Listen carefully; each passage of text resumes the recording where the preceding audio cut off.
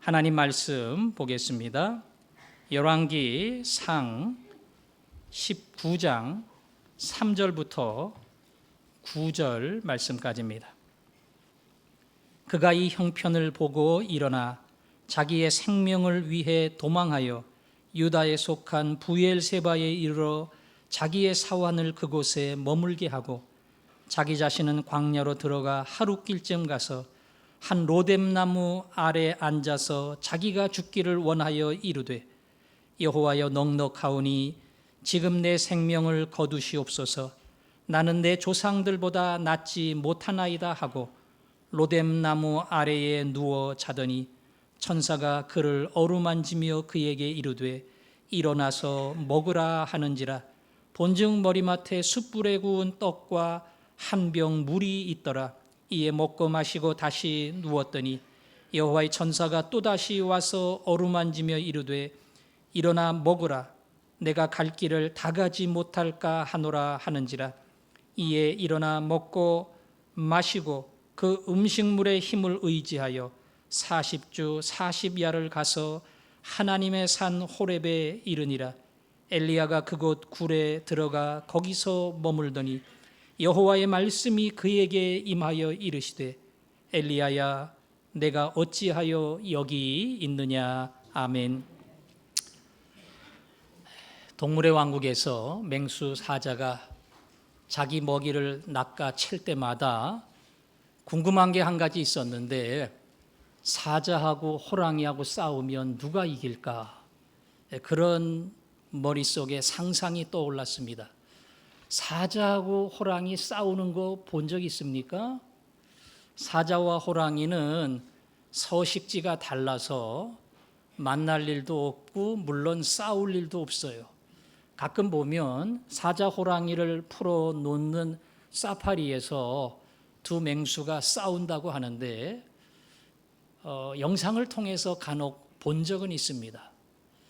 밀림의 제왕이라고 하는 사자와 숲의 제왕이라고 하는 호랑이가 붙으면 말 그대로 막상막합니다.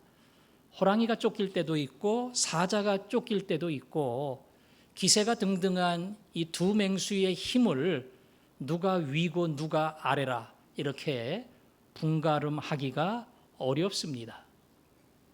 역사의 무대에도 강자가 있습니다. 오늘 성경은 정치적 권세를 붙들고 있는 왕비 이세벨과 영적 권세로 세상을 흔드는 선지자 엘리야, 두 강자가 부딪히는 장면을 우리에게 소개합니다. 많은 분들은 이세벨에 대해서는 잘 모르지만 엘리야라고 하는 선지자에 대해서는 어느 정도 알고 있는 내용이 있을 겁니다. 하나님이 엘리야를 통해 이스라엘 땅에 3년 6개월 동안 비가 오지 아니하리라 그 엄청난 선포를 내리도록 했습니다. 이스라엘 땅이 건조한 땅이지만 우기가 되면 비가 와요. 그런데 오랜 기간 동안 비 한 방울 그리고 이슬 하나 맺히지 아니하리라.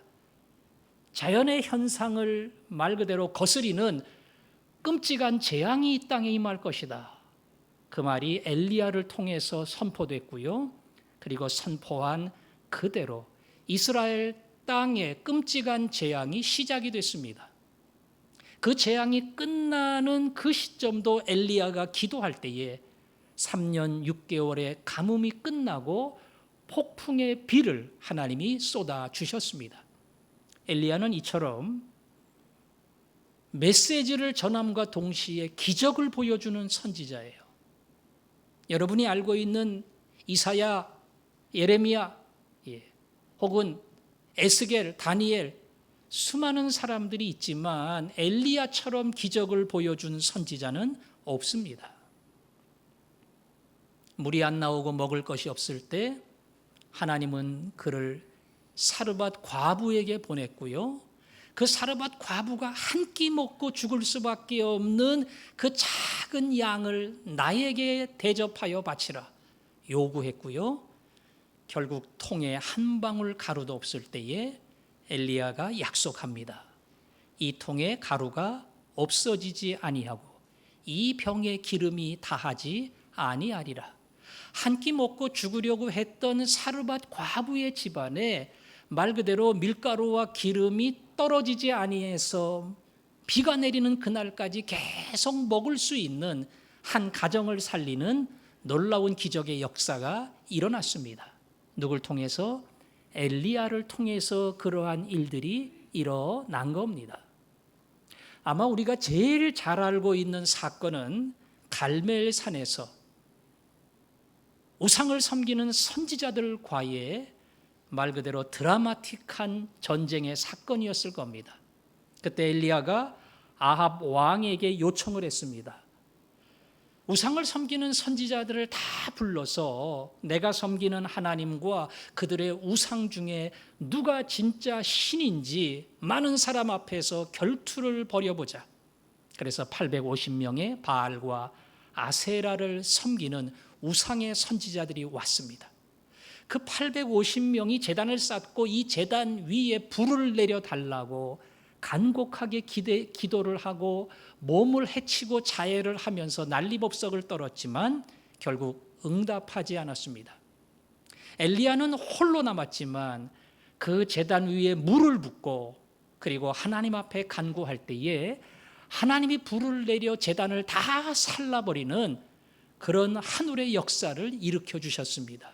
여러분 1대 850명, 이건 산술적으로는 불가능합니다. 그러나 엘리야를 통해서 상식과 우리의 논리를 뛰어넘는 하나님의 큰 기적이 나타난 겁니다. 한마디로 엘리야는 이런 사람인 겁니다. 그가 기도할 때 하늘의 문이 닫힙니다. 그가 기도할 때에 하늘의 문이 열립니다. 그가 약속할 때에 빈 통에 모든 가루가 날마다 넘쳐나고 마른 기름이 채워지는 기적이 나타나고요.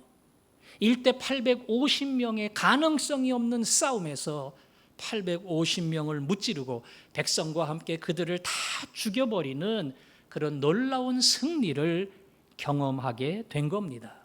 엘리야는 이토록 능력의 선지자, 기적의 선지자입니다. 엘리야가 850명과 싸워 이기는 정도가 아니라 백성들이 그때 와, 엘리야를 믿고 일어나서 850명 우상을 섬기는 선지자들을 전부 다 죽였습니다. 그때 엘리야의 마음속에 뭔가의 가능성, 세상이 뒤바뀔 거라고 하는 믿음이 생겼고 그 믿음 때문에 이 세상에 하나님의 역사가 시작되리라. 엘리야는 그런 기대를 했습니다. 엘리야는 말 그대로 영적인 맹수고 하나님의 능력을 선포하고 선포한 그대로 이루어지는 말 그대로 하나님이 보내신 선지자며 종입니다. 그런데 또 다른 강자가 있다 그랬죠. 왕비 이세벨입니다. 이 사람은 아합의 뒤에 있지만 사실은 실권을 가지고 있어요. 아합이 자기 마음대로 안 되면 이세벨에게 가서 물어보고 이세벨이 하라는 대로 합니다. 850명이 다 죽었을 때에 아합 왕은 당황을 했고요. 이세벨에게 그 상황을 전하면서 어찌할 바를 알지 못한다고 고민할 때에 이세벨이 염려하지 마십시오. 그리고 말 그대로 850명을 죽였던 모든 백성들을 탱크로 밀어붙이듯이 아주 강한 정책으로 그들을 밀어붙이고 그 우두머리가 되는 엘리야에게 사신을 보내서 내가 딱 하루 너에게 기한을 준다. 그리고 이 하루가 지나면 내 목은 내 앞에 떨어지리라. 하루가 지나면 반드시 너를 죽일 것이고 죽이지 못한다면 신이 내게 벌과 벌을 내리기를 원하노라. 그렇게 엘리야를 죽인다고 약속을 하고 그리고 자기 군대를 준비를 시켰습니다. 여러분, 엘리야는 능력의 사람이라고 했습니다. 하늘의 문을 닫고 여는 사람입니다. 850명도 때려 눕힌 기적의 종입니다. 아무리 이세벨이 내일 이 하루가 지나기 전에 반드시 내 목을 자르리라 큰 소리를 쳐도 엘리야는 얼마든지 이겨낼 수 있고 버틸 수 있어요. 그런데 오늘 성경에 보니까 엘리야가 불리해진 그 상황을 보고 일어나 자기의 생명을 위하여 도망하여 부엘세바에 이르렀고, 거기에 이르러서는 낙심해서 종을 그곳에 남기고 멀리 하룻길 광야로 들어가 로뎀 나무 아래 누워 있었다. 그리고는 하나님께 말합니다. 하나님, 저는 더 이상 살 필요가 없습니다. 저는 더 이상 남아있을 이유가 없습니다. 내 생명을 거두어 주옵소서. 자살은 못하지만 마치 자살하는 자의 심정으로 하나님 앞에 자기의 생명을 거두어 달라고 절망의 부탁을 한 겁니다. 우리가 아는 상식으로는 잘 이해가 안 돼요. 엘리야는 능력의 종, 기적의 종, 못하는 일이 없는 사람이었는데 아무리 이세벨이 위협을 한다 할지라도 그것 때문에 저렇게 기가 죽어서 광야까지 들어가 하나님 나 죽여주세요. 더 이상 못 살겠어요. 그렇게 연약한 자가 될 수 있을까? 저도 그런 면에서는 엘리야의 모습이 제 상식을 건너뛰는, 말 그대로 실망시키는 그런 점이 많았습니다. 그러나 제 나름대로 발견한 것은 엘리야가 왜 저렇게 될 수밖에 없었을까? 그것은 엘리야가 조금 전에 승리를 경험했기 때문이다.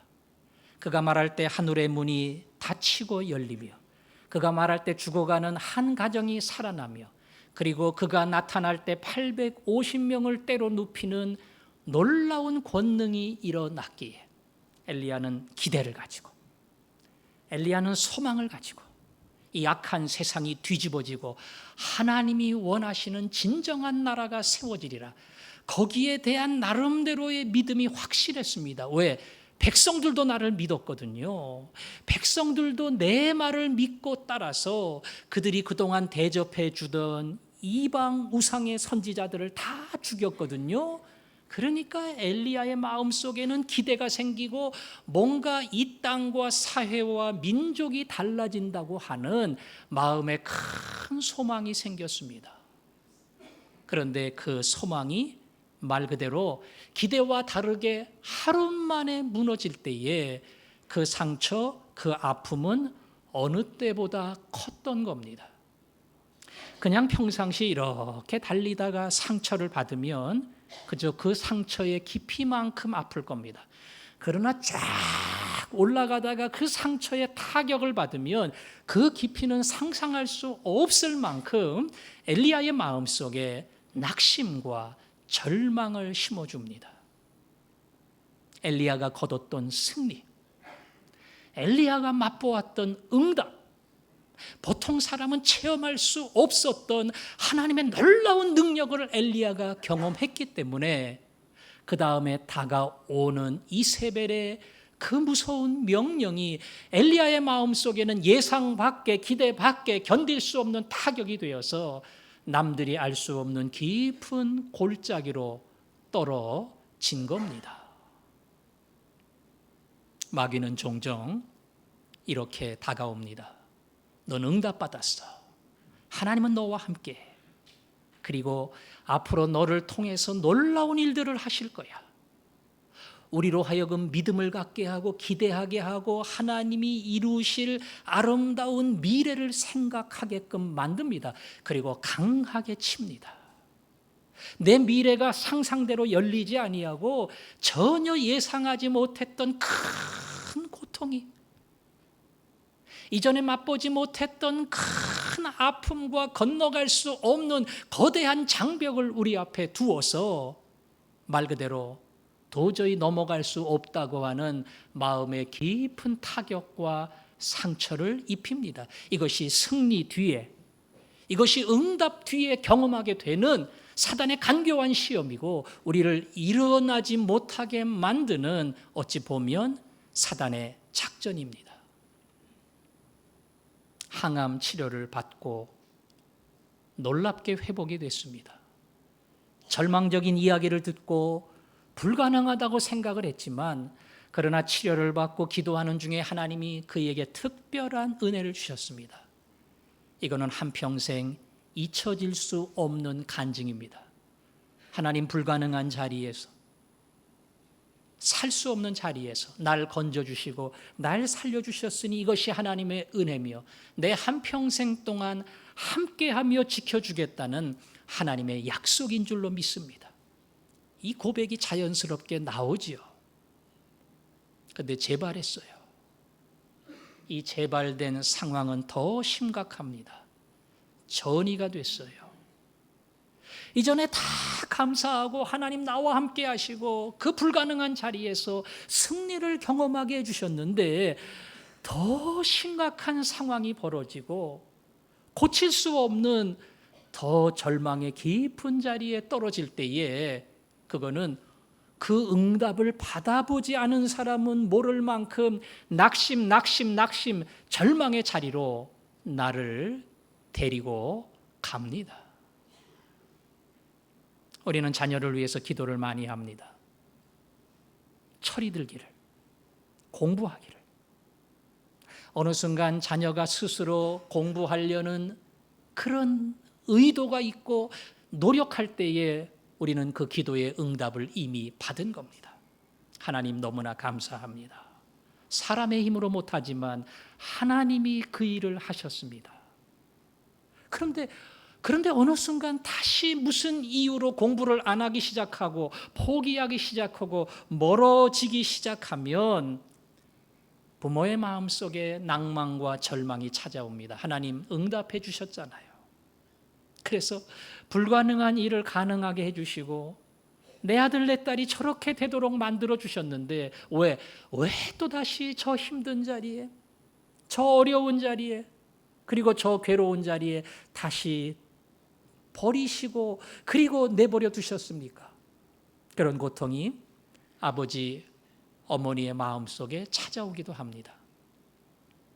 여러분, 엘리야는 이 절망을, 이 아픔을 어떻게 이겼을까요? 어떻게 이겼을까요? 물론 제가 엘리야는 아닙니다. 그러나 엘리야가 이 절망과 고통을 이기려면 다시 과거의 사건으로, 은혜의 사건, 능력의 사건으로 돌아가야 됩니다. 야고보는 얘기했지요. 엘리야는 우리와 똑같은 사람이지만 그가 기도할 때에 하늘의 문이 닫혔다. 엘리야는 대단한 사람 아니에요. 오직 하나님의 능력으로 위대한 일을 한 겁니다. 그 능력 없으면 엘리야라고 하는 초라한 인물, 가진 것 없는 인물만 남을 뿐이에요. 그때 하나님의 위대한 능력이 나와 함께 했고 내 말을 통해서 하나님의 역사가 그 땅에 이루어졌구나. 엘리야는 이걸 다시 찾아야 됩니다. 사르밧 과부를 찾아가서 한 끼 먹고 죽으려고 해요. 가뭄으로 아무것도 거둘 게 없고 말 그대로 그게 마지막 식사입니다. 근데 날 달래요. 주의 종을 대접하래요. 염치도 없지요. 그런데 했습니다. 그때 엘리야를 통해서 그 통의 가루가 그 병의 기름이 없어지지 아니하리라. 엘리야가 100번 외친다고 됩니까? 안 돼요.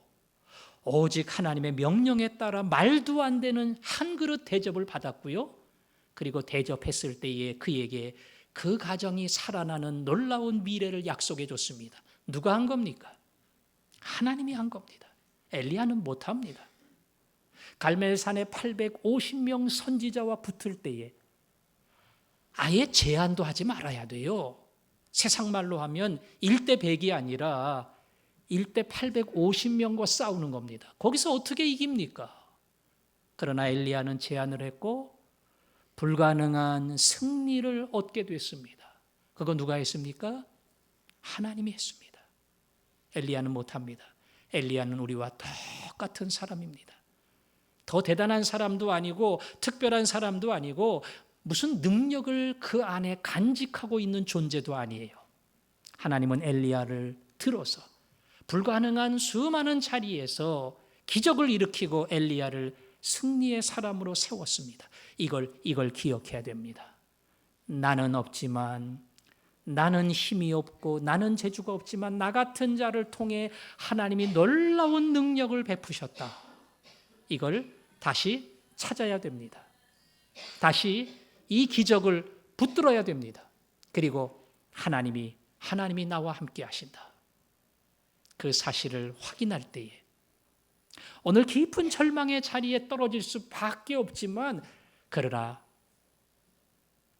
하늘의 문을 열고 닫으신 하나님, 죽어가는 과부를 살리신 하나님, 850명을 무찌르고 승리를 거두게 하신 하나님이 오늘의 내 하나님이며, 비록 내가 로뎀나무 그늘 아래 들어가 죽기를 원했지만 그 절망의 깊은 골짜기에서도 똑같이 나를 일으키시는 하나님의 능력이 여기 있다. 이거를 다시 한번 확인하고 붙드는 것, 이것이 엘리야가 일어날 수 있는 유일한 길입니다. 은혜를 기억하는 것, 과거에 나와 함께 하신 하나님의 돌보심을 다시 한번 찾아가는 것, 여기에 오늘을 이기는 승리의 비결이 있습니다. 저는 만일 제가 기억나지 않아서 두 번 다시 올라올 수 없었다면 목사의 이 직분을 감당하지 못했을 겁니다. 그러나 하나님은 저를 다시 이곳에 세우시고 목사로서 설교할 수 있는 은혜를 주셨습니다. 그 은혜가 아니었으면 저는 더 이상 화전중앙교회 목사가 되지 못했을 겁니다. 하나님의 특별한 은혜가 오늘 여러분과 함께 이 직분을 섬기도록 만들어줬습니다. 그 옛날 깊은 질병에서 고통받을 때는 강단에 쓰고 안 쓰고의 문제가 아니라 살고 죽는 문제 앞에 섰습니다. 그때 하나님이 저를 붙들지 않으셨다면, 그때 하나님이 특별한 은혜를 저에게 내려주지 않으셨다면 저는 더 이상 이 땅에 살아남는 존재가 될 수 없었을 겁니다. 제 일평생 잊지 못하는 두 가지 사건, 설교단에 세워주신 하나님의 은혜, 죽음의 병상에서 저를 일으켜주신 하나님의 특별한 간섭, 이 두 가지는 제가 잊지 못하고 기억할 수밖에 없는, 부인할 수 없는 하나님의 특별한 은혜의 장면입니다. 오늘이 힘들고 어려울 때에, 오늘이 나를 괴롭힐 때에, 그리고 깊은 자리 더 이상 빠져나올 수 없는 그 자리로 나를 계속 끌고 갈 때에 하나님이 나를 붙들어 주었던 그 사건을, 하나님이 나에게 은혜를 베풀었던 그 장면을 떠올리며 오늘 그 하나님이 이 시간 나의 하나님이고, 오늘 그때의 그 권능이 이 시간 나와 함께 할 수 있는 하나님의 권능이라는 것, 그것을 믿고 나갈 때마다 엘리야의 은혜가 나의 은혜가 되고 엘리야에게 일어난 기적이 나의 기적이 됩니다. 여러분, 그 하나님이 여러분의 하나님이십니다. 그에게 큰 능력을 주셨던 하나님이 오늘도 똑같이 여러분들에게 능력을 줄 수 있습니다. 야고보의 말처럼 우리는 엘리야와 똑같습니다. 다를 게 아무것도 없습니다. 엘리야를 바꾸신 하나님이 동일하게 우리에게 찾아와서 절망의 깊은 골짜기에서 얼마든지 건져내시고, 그리고 하나님이 나의 하나님이라는 사실을 밝히시고, 오히려 절망의 깊이만큼 세상을 향해 하나님을 믿는 사람은 이와 같다고 하는 그러한 위대한 선포를 하실 겁니다. 그 일이 바로 여러분을 통해 이루어질 줄로 믿습니다.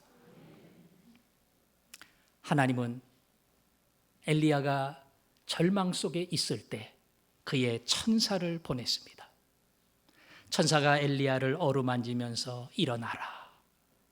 왜 죽으려고 해? 일어나라. 그리고 먹으라. 아주 맛있게 구운 빵과 물을 갖다 놨어요. 엘리야는 천사가 준비한 빵과 물을 먹고 다시 또 누웠습니다. 그때 천사가 다시 찾아와서 다시 또 그를 일으켜 세우면서 이 빵과 물을 먹으라, 힘을 내라. 몇 번이나 그랬는지는 잘 모르겠습니다. 성경은 2번만 나오는데 3번 그랬는지 10번 그랬는지 정확히 알 수는 없어요. 하여튼 하나님은 천사를 보내서 엘리야에게 음식을 주시고 육체적 힘이 나게 하고 그 마음을 위로하기 위해서 어루만지고, 그래서 죽기를 구하는 그 자리에서 다시 한번 엘리야의 마음속에 소망을 심어 주셨습니다. 엘리야가 나중에 힘을 얻었습니다. 그리고 천사가 주었던 그 음식을 먹고 40일을 달려서 하나님의 산 호렙에 이르렀습니다. 호렙산, 모세가 하나님의 음성을 들었던 비스가 꼭대기가 그 산에 있습니다. 하나님의 명령에 따라 호렙산에 들어간 엘리야는 어느 굴에 머물렀습니다. 그때 하나님이 그를 찾아오셨습니다. 엘리야야, 내가 어찌하여 여기 있느냐? 엘리야야, 내가 어찌하여 여기 있느냐? 오늘 제목 그대로 엘리야야, 왜 너는 여기 있느냐? 그렇게 물었습니다. 엘리야는 대답하기를, 하나님, 이 땅의 백성들은 다 우상을 쫓고 주의 제단을 헐었으며, 그리고 하나님의 선지자들을 죽이고 나밖에 남지 않았습니다. 나밖에 남지 않았습니다. 이세벨도 나를 죽이려고 하는데 제가 할 게 뭐가 있겠습니까? 잠시 후에 하나님은 큰 바람으로 엘리야를 치셨습니다. 그러나 그 바람 속에 하나님의 음성은 듣지 못했어요. 지진이 일어나서 갑자기 그 산이 흔들렸습니다.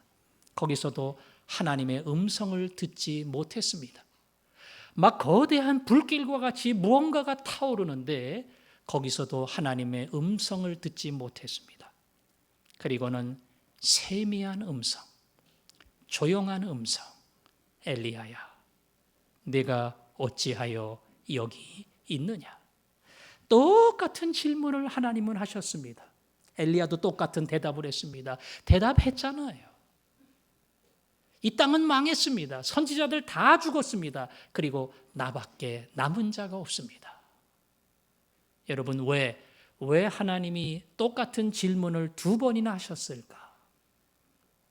저는 그렇게 해석을 했습니다. 엘리야가 지금 하나님 앞에 있고 굴에 있는데 뭐 어디에 있는지 몰라서 하나님이 물었겠어요? 엘리야의 위치는 아시죠? 그러나 엘리야야, 왜 여기 있느냐? 네가 있어야 할 자리는 여기 아니야. 너는 이스라엘의 한복판에 가서 영적인 강자로, 영적인 맹수로 그 땅을 다스려야 될 하나님이 보낸 선지자다. 그런데 너는 왜 이곳에 왔느냐? 하나님은 엘리야에게 그렇게 물으신 겁니다. 못하겠다, 다 죽었다, 나밖에 없다, 그렇게 이야기하는 엘리야에게 하나님 또 질문했지요. 내가 어찌하여 여기 있느냐? 어찌하여 여기 있느냐? 저는 2번째 질문을 해석하기를, 엘리야야, 네 기대대로 되지 않았지, 너의 계획대로 되지 않았지, 네가 소망을 품은 대로 열리지 않았지. 그러나 나의 기대는 너의 기대와 다르다.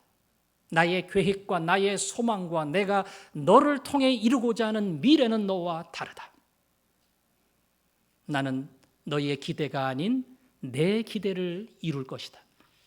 그리고 너의 계획이 아닌 나의 위대한 계획을 너를 통해 이루리라. 그리고 구체적으로 말씀했습니다. 너 이세벨 때문에 도망왔지? 내가 너를 통해 이세벨이 아니라 이스라엘을 흔드는 이웃의 나라를 먼저 뒤집을 것이다. 네가 그 땅의 기존의 왕을 꺾어내리고 새로운 왕이 너를 통해서 일어날 거야.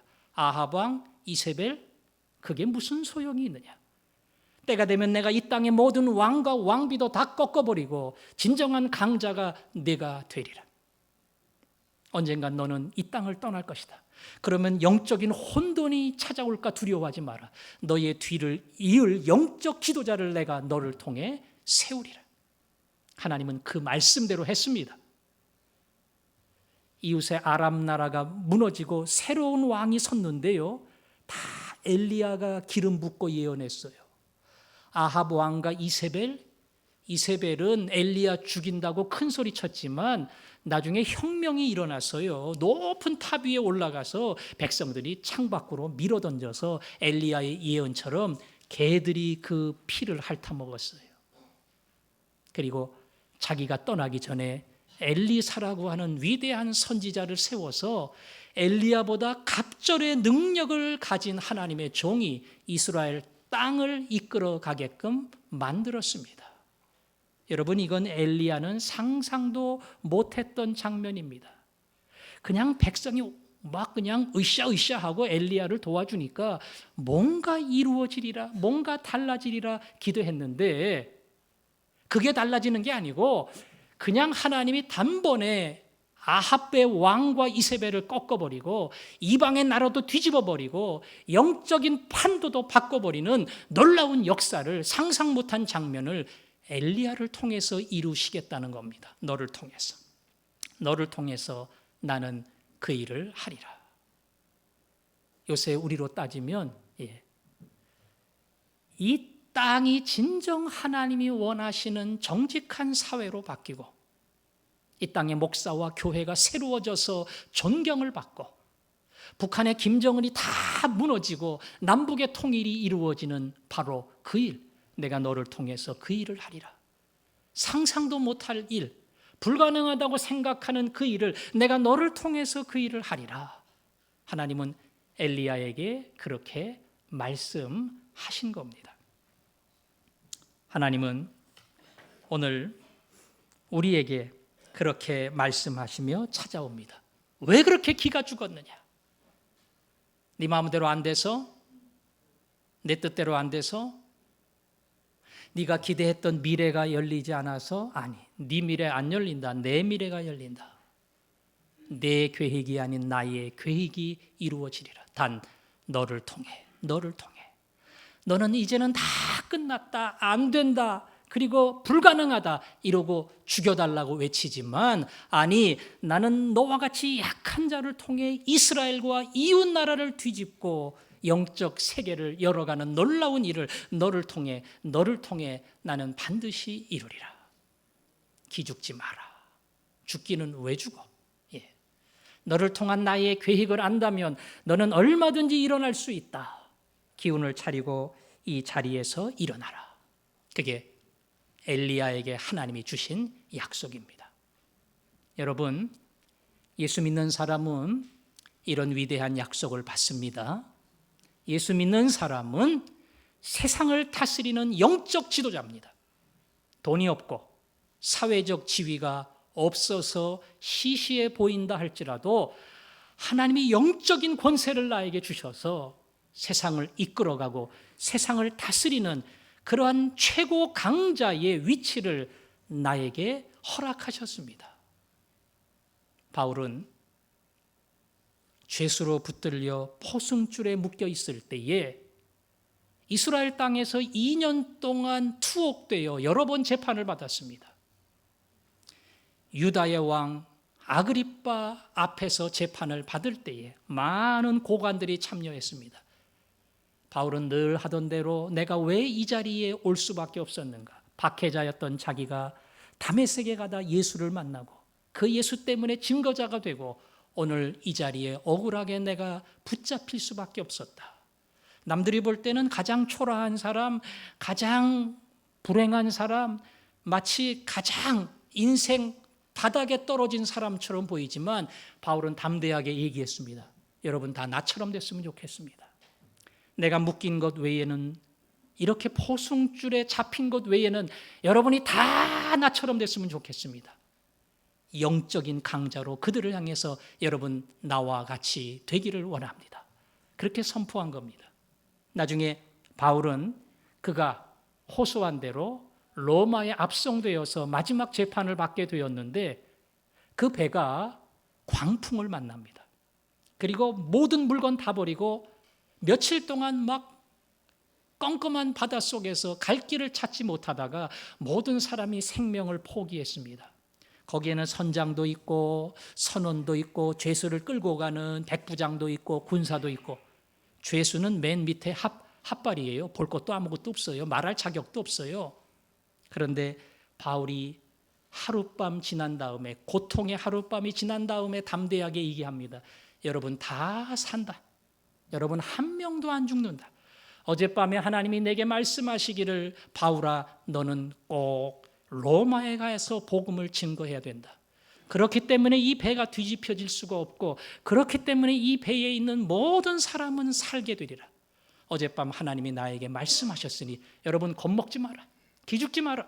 여러분 다 살게 되리라. 말할 자격도 없는 바울이 그들의 생명을 살리는 것처럼 이 대단한 이야기를 한 겁니다. 이게 영적인 권세입니다.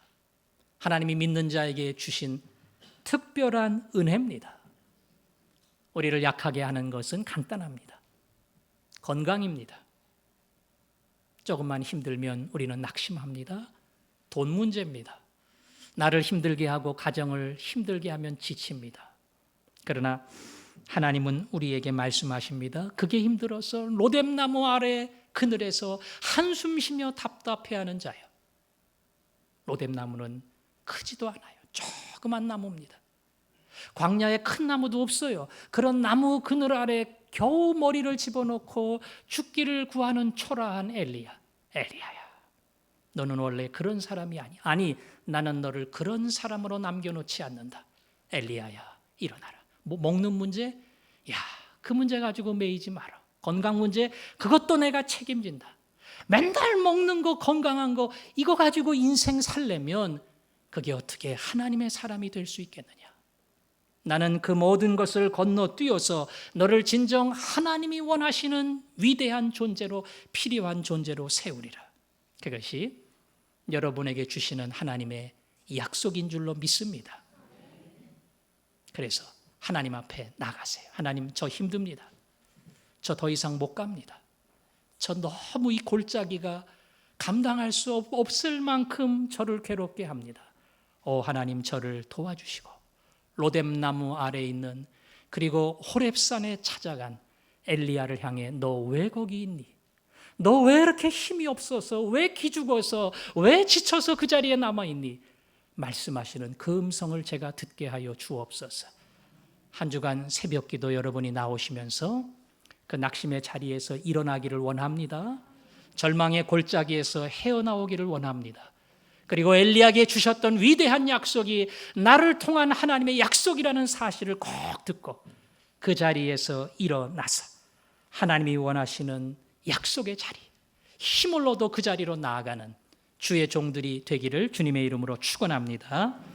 우리 잘 아는 찬송, 나의 등 뒤에서 나를 도우시는 주. 후렴의 가사처럼 일어나 걸어라, 일어나라, 걸어가라. 내가 새 힘을 준다. 내가 너를 도와준다. 이것이 하나님께서 엘리야에게 주시고 우리 모두에게 주시는 약속인 줄 압니다. 우리 나에게 주시는 하나님의 약속을 붙들고 일어나 걸어라. 같이 우리 찬양합시다. 기도하겠습니다. 오늘 하나님이 우리에게 주시는 약속인 줄로 믿습니다. 일어나라, 일어나라, 걸어가라. 왜 그 자리에 주저앉고 있느냐?